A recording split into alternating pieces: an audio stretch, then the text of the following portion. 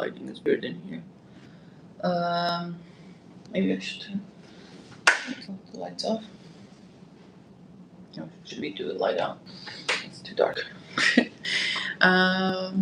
Scent of the day, Frederick Mall, Portrait of the Lady, similar to Loukhoum. No, it's not. It has nothing to do with that. So, yeah. Hi, Delise. How are you? How's everyone doing? Scent of the day, Long Wall, Cartier Long Wall. Can't remember if I've tried that one. Long Wall is not the one. The one with the kind of a dome head. Is that Pasha, right? Not the Long Wall. Can't remember. What's that about. How's everyone doing? What up? It's the middle of the week here as we have a gloomy day with some rain. It was kind of sunny until midday yesterday, and it started kind of clouding over. It's kind of nice because it kind of cooled down a little bit, but I also don't like the gloomy days. So, all right. And I decided to wear this one. It's been a while since I've worn this one, since I don't know how long. Let me just open up I was actually Googling how to say the name of the fragrance, because I've always said Keiko Mecheri, but I wasn't sure if that's how you really pronounce the name. Here. Okay, let's take a look. So, I didn't know it was an American niche house, because I mean I know like the fragrance house was in US, because I bought some, like, actually I think this one I bought them from them directly, but the name is Japanese, so it kind of tripped me. Like, it's not here. Time for some. It's hot here. Okay. So, Keiko Mecheri, this one came to my attention late, actually. I think it probably was 2024, I want to say, that I heard of the brand. I had never heard of the brand. It's not a brand that people usually talk about. It's not something that people, like, I don't think the brand does a lot of hype or, like, PR or things like that. I think they're just not that kind of brand. But it's been around for a long time, so I was surprised that I had not heard anything about them. Hi, Alicia, how are you? I was surprised I hadn't heard anything about them, because apparently the first perfume that they've had was created in 1997. I think I've heard of them in passing. Yeah, like, it's not like a brand that everyone is talking about, or they're like, you change channels and you see, like, I do see, I don't know, maybe sometimes I see some stuff about Budapest, but not a lot from their different fragrances. And they have a lot. Like, they have 80 perfumes in their fragrance base, like on Fragrantica. And they went through a period of reformulation, or like rebottling, changing things a little bit. So we're going to talk about that. Please like the stream, guys. Like, I only have one like. What's up? And 13 dogs. So apparently it's an American niche perfume house founded in California by Keiko and Kamel Mecheri, originally operating under the name Bazar de Centaures. The company's initial focus consists of body care products and scented candles, with the introduction of three scents: Hana, Tian, and Loukhoum. So Loukhoum was one of the first one. Not this Loukhoum, this is Parfum de Soir, but there's another Loukhoum like that, which I do also have. The company emphasis changed perfumes. Loukhoum, inspired by the popular confection of the same name, was tremendously successful and remains a cult favorite and bestseller for the house, who, along with the change in the product focus, changed its company name to Keiko Mecheri. Keiko was born in Atami, Japan, an area often referred to as the Japanese Riviera for its pleasant climate and beautiful natural scenery. It's an art. She's an artist and pianist by training. Ooh. Her studies in the arts at UCLA and Europe eventually led her down the path of perfumery. Perfumes in the collection are developed based on fine art principles of features, the best high quality fragrance. 80 perfumes. The first one was created in 1997, used from 2024. Keiko Mecheri fragrances were made in collaboration with perfumers Jan Wasner and Keiko Mecheri. Oh, interesting. So she is the perfumer and the creative director. Interesting. So, so sorry. Loukhoum is although like Turkey is known for the Loukhoum, but it's basically a Middle Eastern treat. It's not just in Turkey, and actually the name of it in Arabic is Rahat al-Loukhoum, or I think it's that easy to swallow. Rahat al-Loukhoum means easy to swallow, which is kind of like a sweet that has that kind of soft texture. It's kind of like not hard to like swallow. So and it goes with it is that kind of sweet. So it's a very traditional kind of pastry. I don't know what I want to call it pastry, but like a treat. What do you call that? I don't know what would you call that in things. Let's see. Confection.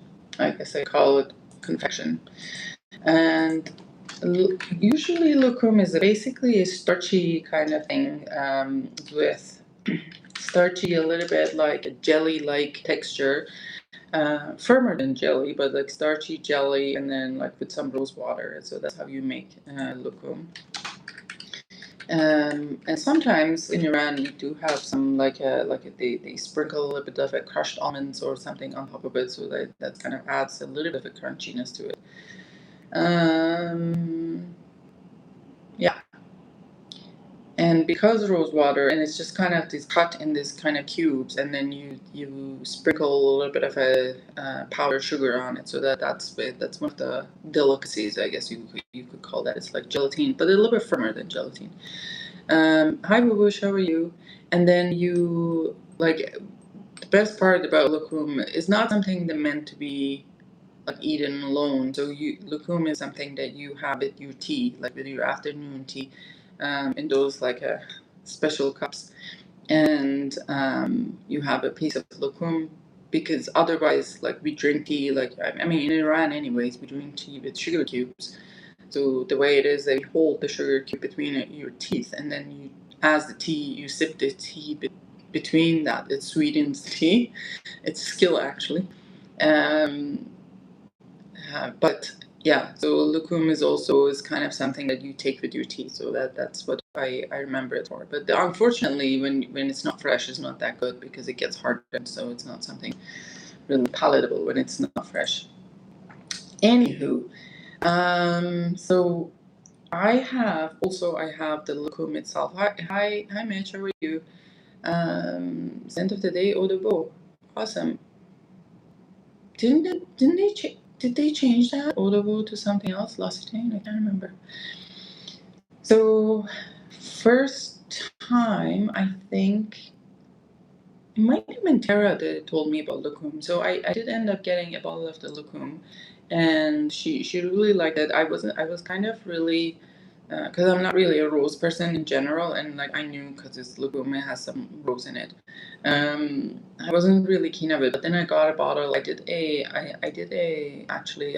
split in the group for the Canadian group, I think at the time. I was there, and I sold some decants of it, and then the rest of the bottle stayed for me. Then I was like, oh my god, I sold too much of it, and then I got myself another bottle because it is so good, even though I'm not really into rose, but I really enjoy that fragrance. And then I think someone sent me a sample of this one, Loukhoum. I am trying to remember who it was, like Loukhoum Keiko Mecheri, but this is Parfum du Soir, so this is a little bit different combination, and not in here. And I don't know if they talk about the concentrations or anything. No, they don't. Someone sent me a sample of this, and I fell in love. I loved it much more than even the Keiko Mecheri, the regular one, the Loukhoum one. And I looked up, and I didn't know nobody had it for sale. Like, I looked in groups for a while, and eventually I did order this directly from the brand to an American address, and then it got shipped to me. And anyways, so I've had it for a while, but I haven't worn it a lot, which is a sad thing. So I decided today is kind of a little bit cooler, so can handle a little bit of a powderiness and sweetness. So I got this one. I think it's now Cendre de Cedre d'Encens. Cedre d'Encens? Is that what it is? I like that name, Keiko. Yeah. I got fragrances on the way. Ooh, what did you buy, Delise? Cedre d'Encens. I think it's translating cedars. Oh, even more. Even more what? Even more what? Okay. So this one is actually, it's been around for so long, and I'm again surprised that I have not heard of it. This is a 2008 release, and lo and behold, it has two ingredients that I am not very fond of. One being oud and another being rose, but I still love this fragrance. I feel this is like, oh, so the goodness in one. So it makes me feel, gives me a little bit of that elegant feminine vibe, but very soft and like very motherly. And also, in some ways, it gives me that powdered sugar and kind of keeps the child inside like entertained. So I really like all the facets of this fragrance and all the feelings that I have.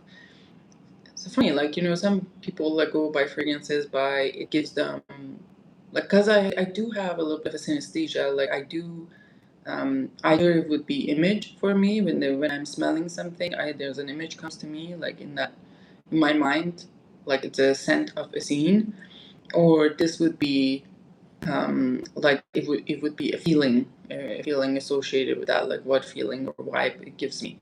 And I think I'm better in that than kind of rather than describing a fragrance in like just notes wise. I feel like that. Hi, Milosh. How are you? This it gives me. I love to. One of the things, if I would ever, one of the things that I want to ask a perfumer is that, like, have they ever thought of like translating their perfumes into collaborating with an artist and translating their perfumes into a drawing? Because I think I have a lot of those images, and I love that. Some of these things come to me instantly. Cosmic Gaze. Hey, how are you? Like I've had like first sniff, like I had um, like certain fragrances that give me that kind of like image, right? Um, Everybody's in here. I just got arrived back home from work, and you're all gathered around like hobbits. Yes, yes, yes, yes. It's Wednesday mornings, hump day. So the perfumer for this one is who? Does it say who it is? Doesn't mention the perfumer, but it said that most of them are Jan Rosner and Keiko Mecheri. So Loukhoum Parfum de Soir, um, they categorize it as Oriental vanilla and has 4.1 rating on Fragrantica. That's a good rating, like when it gets to 4 and above. And it was launched in 2008. Just been around for a while, and the notes are almond, tonka bean, vanilla, rose, agarwood, oud, benzoin, and patchouli. If patchouli is in here, it's very, very, very small doses. It's not dominantly patchouli at all. Like I don't get that from this. Or maybe he's just complementing rose, like a rose patchouli. Just I don't know, guys. Like I feel like the rose patchouli gives a little bit of a oomph to the rose. So that's what I like. Released vintage Trussard di Umo, reported from Oleg Cassini, whatever, somebody can't. Okay, quick pickups. Yes. So what I get the most from it though, it's a lot of almond. Like there's kind of that powdery almond. Like it gives that powder vibe. Like it's not. Okay, no, it's not almond. It's like more heliotrope to me than it's almond. So it doesn't give me that almond nut. It's just the powderiness of it. There's obviously tonka, a lot of vanilla, and I think hi Moose, how are you? And I feel like the oud is adds that a little bit of touch of sweetness to it. It just makes it a little bit sticky and kind of resinous in some ways. It's not like too hot and sticky for like, yeah, I wouldn't wear this in a day that's like 35 degrees, but in like high 20s, like it would be 70 Fahrenheit. That's a good kind of temperature for this one. And there's rose, and the rose is very soft, fluffy. When I think of the rose in this one, it's not like a dark jam Turkish rose. It actually is like a, pink rose to me. That's how it smells like in this one. It's kind of not that rich. That will repel me sometimes. Like I don't like that kind of too rich of rose. Oud, if it's here, it's just adding that kind of sweetness, as I said, in the background, and benzoin. So this is basically what I get from this. But it is a lovely, lovely fragrance. This would be a great gift for women, for women in general. I don't know if, because it is so powdery, I don't know if like very young women would love this, but maybe I don't know. How do I know? But it's a beautiful fragrance, anyways, elegant. I need to force myself to uh, you don't have to force yourself to do anything. All right, and then they have. I think I also have Iris d'Argent from Keiko Mecheri, but then they have like a lot of other perfumes in their collection. They used to have these kind of fragrances in the black bottle, like looked a little bit different, not transparent like this, in a black bottle with a round kind of cap. I don't see those anymore. I don't know if they've discontinued or what, but the ones that I see more people talk about, hold on, there's so many. Is Budapest. The one that I see most people talk about is Budapest. So see, where is it even at? Can't even find it yet. Les Eaux Fresh, Les Eaux Intenses, Les Eaux Tendres. Oh, Budapest. Yeah, Budapest is that is a 2003 fragrance, and the notes are white peach, powder notes, musk, orris, sandalwood, woody notes, and amber. Which sounds good to me, to be honest.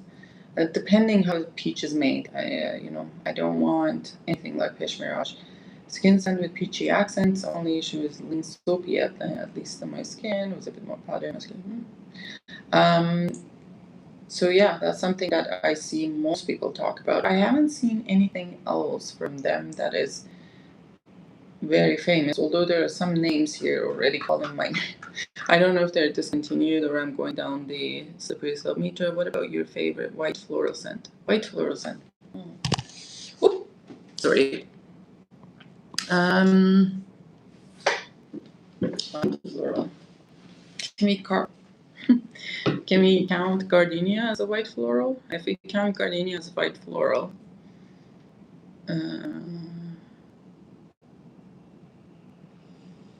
that would be Chanel Gardenia, I think, or maybe beige. Does beige have white florals? Like, white florals are hard for me, to be honest. I am not very fan of a lot of white florals, so it is hard for me. I'm not like a fan of jasmine by any means. The only jasmine I like is the Amouage Opus.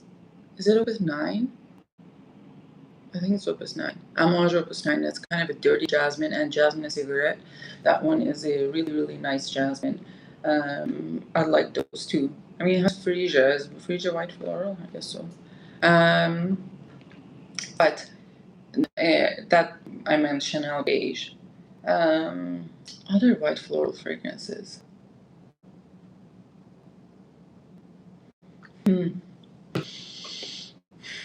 Depends. Like if you kind of, consider orange blossom as a white floral, I have a few of them, but not typical. Like, because I think most people when they say white florals, there's white floral scent.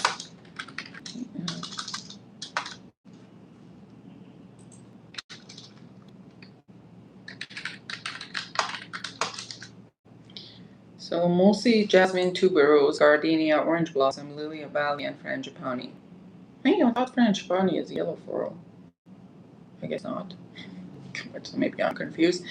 Jasmine, again, jasmine is hard for me, so I'm not really fond of it. Tuberose, I absolutely fucking hate tuberose. If there's only one tuberose fragrance that I love, and I like, and I think I would not buy it, but if you don't dislike tuberose as much as I do, you may still like Ishal. Ishal is a very nicely made fragrance for it.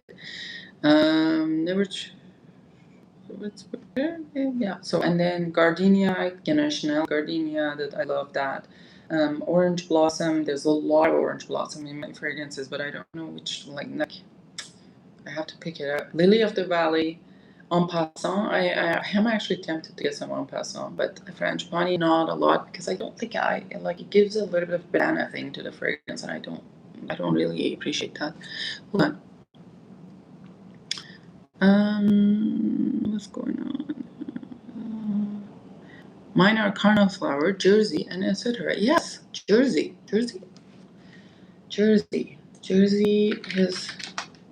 It's not really white floral to me, Chanel Jersey, because that's not what I kind of get from Chanel Jersey.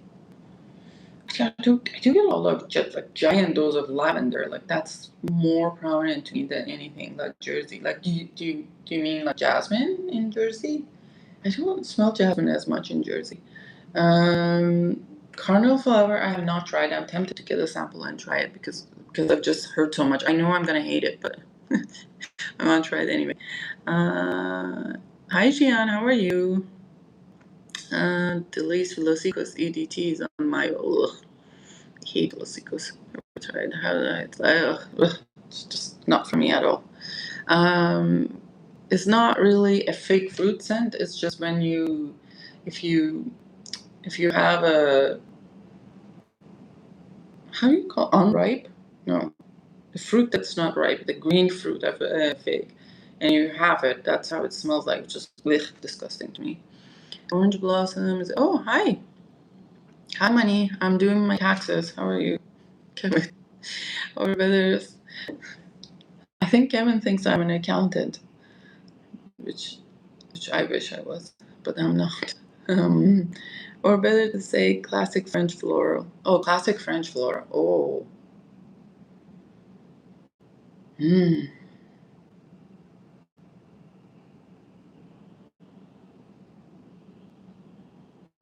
Classic French.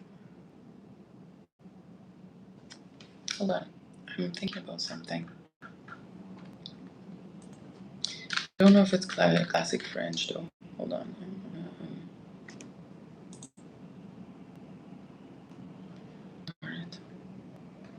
He was actually thinking of Amiris. Amiris from Francis Kurkdjian, and has a lemon blossom, which is also a white floral, but also like iris. It's not really a typical. What about Korea? Shampoo.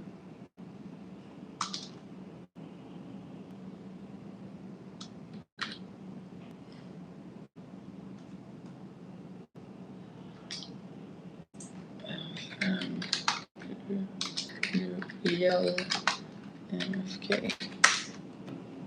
What florals it has that one? Yeah, so feminine pluriel. Okay, feminine pluriel. Feminine pluriel. That one is one of my. Yes, that's what I'm thinking about. That's one would be like a very classy, to me, French smelly fragrance. Like that is that it has violet, rose, iris. I know those are not white flowers, but lily of the valley, and orange blossom and jasmine. That's one of my favorite ones. I think Francis Kurkdjian is really good in with his orange blossom. Right. What's going on in here? Oy.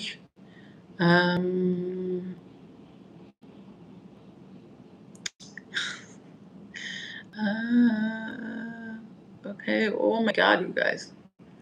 Oh, and Carnal Flower. Tuber is number one fan. Mitra. I absolutely hate tours. Orange Blossom is so good, and CV job, and nice desk, thank you. Or better to say, classy French. Okay, I did that. How often you shine yours? I don't know. I don't clean. I only use this office, this particular one day a week. So they do it. I don't know. I don't shine my desk myself. I'm too whatever. Cauliflower is very uplifting. Springtime, although there's a tuberose, it's the best tuberose ever made. Oh God, you guys, I fell right on my. I don't know why I'm showing this. I'm not abused. Look at my guns. Oh, but no, I fell on my. Hate those like when you have, what do you put that under your kind of chair, like a desk chair, those kind of things that doesn't let the chair kind of get stuck on a carpet, it's not anti-slip, it's actually make it more slippery. Anyway, my foot got caught and I fell right on like a sharp part of my desk, and it's like it's awful. Kind of okay, what was I, really so clean and airy. Look, you serve cocktails to the mafia. Really, I suck at cocktails. I don't even know, like I don't even know if we can call like a name a cocktail. What I hated about going to the bar is that there was never a menu. So you show up there, they expect you to know the name of the cocktail, or I guess they trust the bartender to make you a cocktail with what you like. And I'm like, I don't know what I like. Like, what are the ingredients? I don't know what's in any of these. Fragrance Bureau of Information, FBI. Absolutely, I'm an FBI agent. Don't trigger that. Yes, that explains everything. Absolutely. Don't. I don't use my FBI skills very often, but when I do, I will. Cheese champion. What on the menu? Who's cheese champion? I'm cheese champion. Oh, Jardin de Boutique. Bagatelle, EDP by Garland. RN, hi, how are you? Mitra, you should do a stream with guests one day. What are your thoughts? Do you want to come on my stream? Boo Boo. Where's Boo Boo? Is he here? Where's Boo Boo? Is Bobby here? Bobby would be sleeping. I don't see Boo Boo. You have multiple offices, boss status. Yes, I have.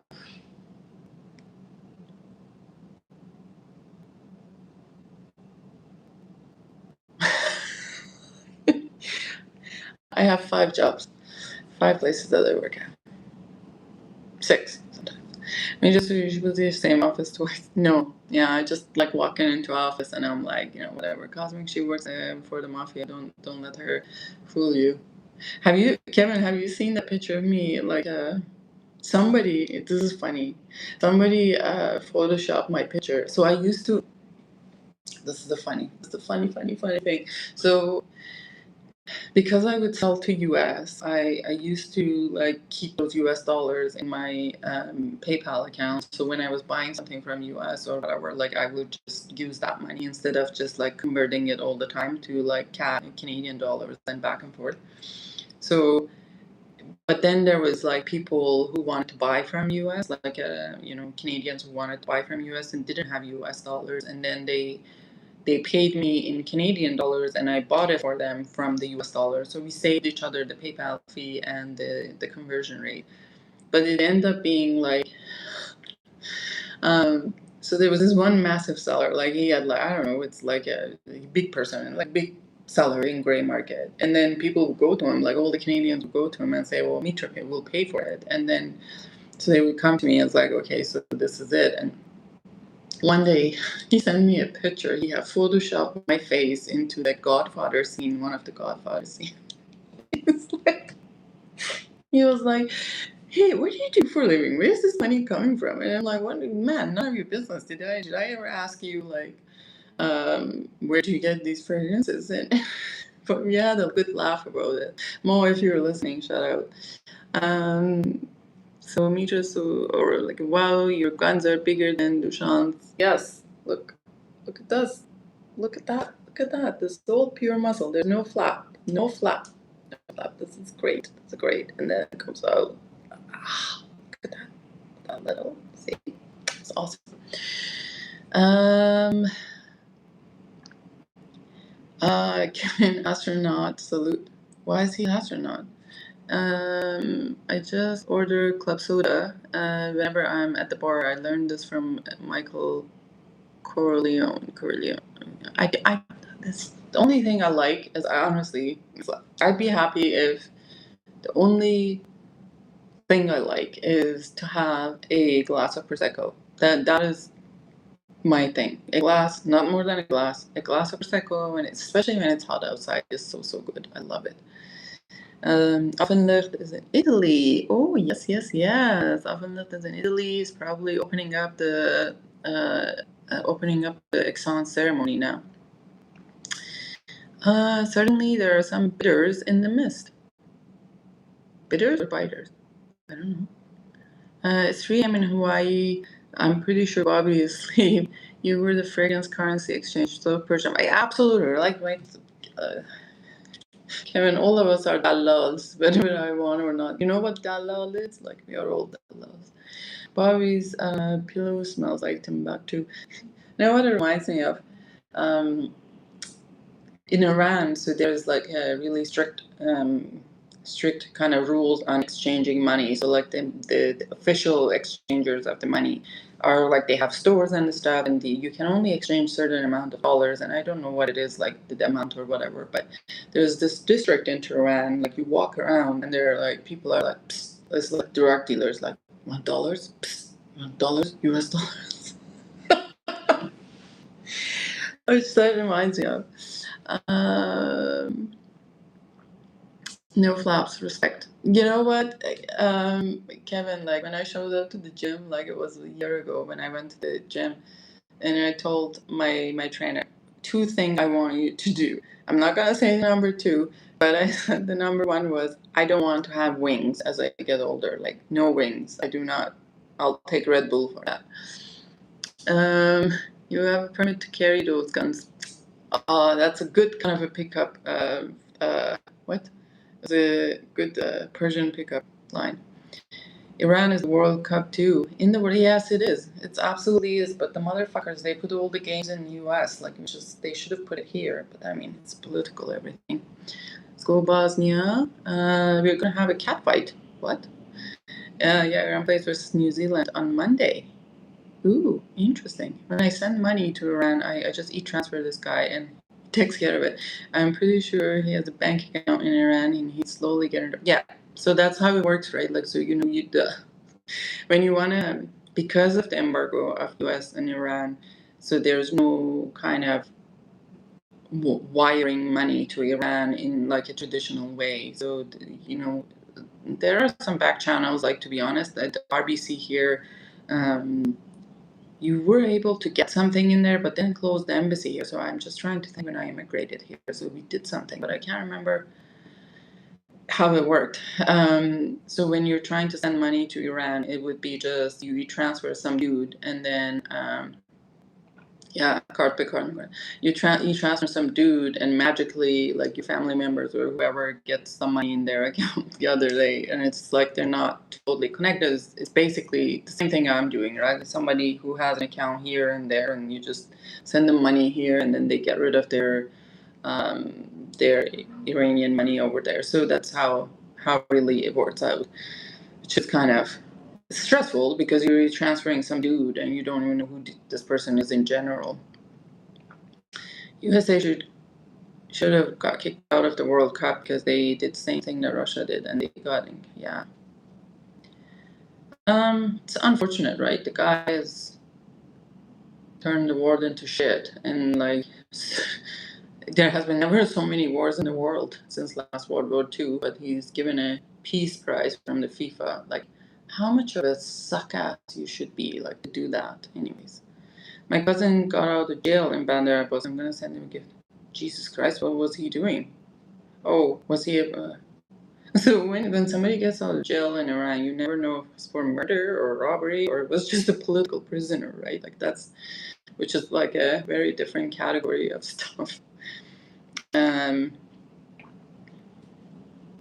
it's sad, and it's just like, you had Canada and you had Mexico, and like there's gonna be, I don't know how it's going, but there's gonna be a lot of problems for people traveling, like with all these visa restrictions and stuff like that. I'm wondering about it. Or writing a bad check, yes, yes, yes. Yes, so in Iran, if you write a bad check and it bounces, you can get arrested and go to jail for it. It's just interesting. All these things, then in retrospect, when we think here, like that, those kind of things usually doesn't happen. But does it happen here? If your check bounces here, what happens? Well, they can take you to court, but it's not. I don't think they like go to jail. Like it's not a criminal offense. I think. I don't know. I don't know. Anywho, guys, where's Chris? I don't know where's Chris. Crispy Chris. He's on TikTok. I think he just does more of a TikTok things. I haven't seen him live or anything. Eventually, they come arrest you. Oh, okay. Yeah, I guess if you let it slide for like too long, that would be. They put him in jail on suspicion of treason. That was BS. He's a kid. Oh, I'm so sorry. So sorry, Kevin. That's awful. The things that we got. It's ridiculous, right? Like thinking about like you can put in prison and like so treason. When they say treason, it doesn't mean like you like sold the military secrets of your country to someone. Treason would be like as easy as a post on social media that you don't like the government. That would be it. Thank God we're in Canada. Oh, I know. Thank God. You know what, Kevin? It's a really good perspective to have. Like sometimes I remember waking up in Iran. This is like what 2003, 2002. Waking up every day thinking that Israel's going to attack Iran at any moment. This country is shit, and like you could like you would be on the street like any. You never know when is police going to arrest you or like for whatever reason they want, right? Like you can't even trust police. Like you would just avoid them. Like it took me a while to. I clearly remember this. I mean, can't really trust police here either that much, but it's better than there.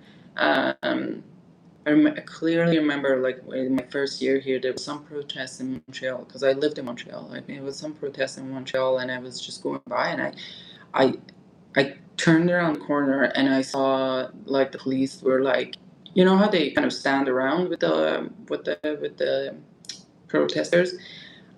I felt like my heart fell into like sank. Like I did this. Like I just went back, and it was like because this is something that I would avoid. That like gut reaction of avoiding the police. It was just.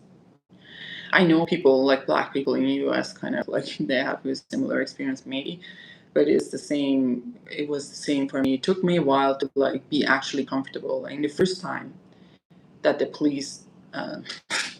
First time I was, I think I've said this on the lives before, but I was in Ottawa. I was driving around. It was I lived in Montreal at the time, and I went to visit Ottawa, and then I didn't have a GPS. I was too poor. My phone wasn't like a smartphone, and I had printed this Google map thing, so I was looking at that, and I just blew it. I guess it was yellow and it was red and whatever. And my luck, like the cop car was just like in the intersection here. As soon as I crossed, the cop puts on the sirens and follows me. And by the time he arrived to my car, I was crying. Like I was crying by the time. And he looked at me and said, like he asked me first, and was like, "Man, you know what happened?" And I said, "Oh, I don't know. Did I blow a light?" And then he's like, "Yeah." And then he looked at me and said, "Are you okay, ma'am?" And then he went and checked my registration. I was like, "I'm sorry, I was like anonymous. Like I wasn't even making sense." He goes and checks my history and stuff, come back, and then he's like, like I'm gonna just give you a warning. Your record is clear and you don't have any other infractions. Like here's the, I'm just he didn't give me the blowing the red light ticket. It gave me like something was like $30 and no infraction on my license. And then he was like, and he finished his like telling me everything, and he says, "Ma'am, are you sure you're okay? you know, you can just leave your car here and like blah blah blah. And it's just like, you know, I can call emergency. I was like, no, I'll be okay. Just give me. It was so bad. I feel like it was a trauma response. Honestly, it's totally a trauma response. Wait, hold on. Let me see. If only people in West knew how secular and educated Iranians are, that the thing we know it on market in, yeah, right. It's like always that surprises me when I, you know, given my first year here in Montreal, so I was taking French classes. In French classes, at the end of French class, they had us like to talk about our country and whatever. So I went there, I talked about like history and all those things, and like all everybody asked was like, oh, so do women wear the niqab, and like where is your nuclear bomb? And it was like so frustrated. That was really, but that's not. Did you go to school with a camel? And I was like, no, man. Okay. Sean, where you go? Whenever you want. Mitra was jaywalking. Well, I jaywalk all the time. Life is going on to be lit. That's more. That's my move. Whenever I get pulled over, to just start crying up. I can't imagine you crying. What? Oh.